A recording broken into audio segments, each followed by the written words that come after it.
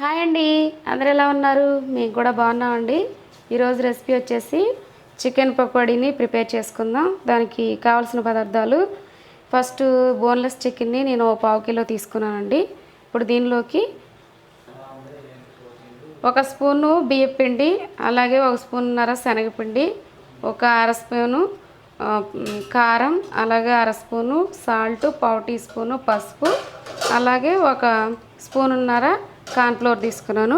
ఇప్పుడు ఇవి చికెన్లోకి యాడ్ చేసుకుందాం. చికెన్ ముందుగానే నేను క్లీన్ చేసి పెట్టుకున్నానండి, చిన్న చిన్న ముక్కలుగా కట్ చేసి.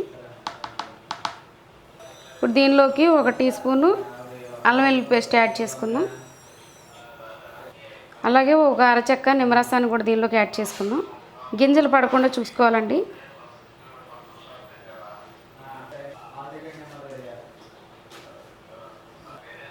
ఇప్పుడు ఇది కలుపుకుందామండి.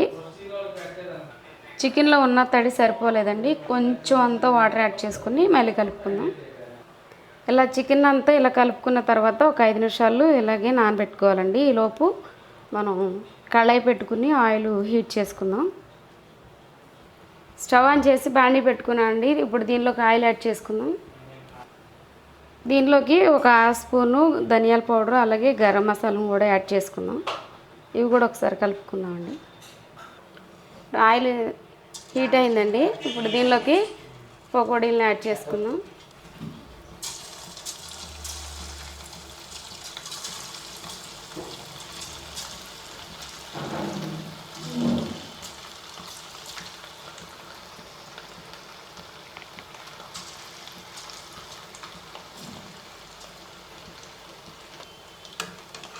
ఇలా కొంచెం కొంచెం ఒక్కొక్కసారి గట్టి పెట్టి ఇలా కదుపుకుంటూ ఉంటే అడిగంటకుండా ఉంటాయండి.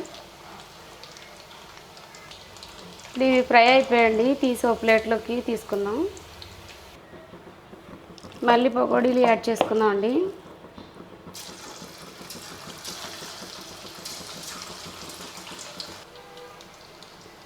వేయంగానే గట్టి పెట్టి తిప్పకుండా ఒక 2 నిమిషాలు ఆగి ఇలా కదుపుకోండి. అడిగంటకుండా ఎగుతాయండి ఇవి. స్టవ్ని లో టు మీడియం ఫ్లేమ్లో పెట్టుకుంటూ ఫ్రై చేసుకోండి. హై ఫ్లేమ్లో ఉంటే పైనే మాడిపోతాయండి, పైన ఎగుతాయి కానీ లోపల చికెన్ కుక్ అవ్వదు. అందుకనే లో టు మీడియం ఫ్లేమ్లో పెట్టుకుంటూ ఫ్రై చేసుకోండి. ఇవి కూడా ఫ్రై అయిపోయండి. ప్లేట్లో తీసుకుందాం. ఇక ఉన్న మిశ్రమాన్ని కూడా యాడ్ చేసుకుందాం.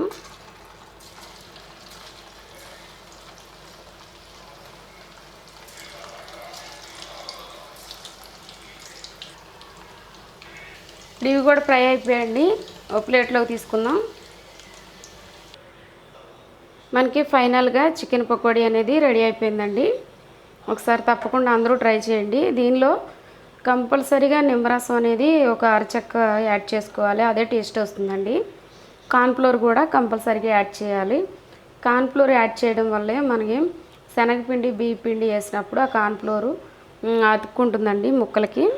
అప్పుడు మనకి క్రిస్పీగా వస్తాయి, కరకరలాడేలాగా పకోడీ అనేది. ఒకసారి తప్పకుండా అందరూ ట్రై చేయండి. ఈవినింగ్ టైంలో ఒకసారి చికెన్ తెచ్చుకున్నప్పుడు కర్రీని ఆఫ్ చేసి ఒకసారి ఇలా కోడి పకోడీని ప్రిపేర్ చేసి ట్రై చేసి చూడండి. నచ్చితే లైక్ చేయండి, షేర్ చేయండి, సబ్స్క్రైబ్ చేయండి. అలాగే అందరిలాగే నన్ను కూడా సపోర్ట్ చేయండి. Thank you for watching.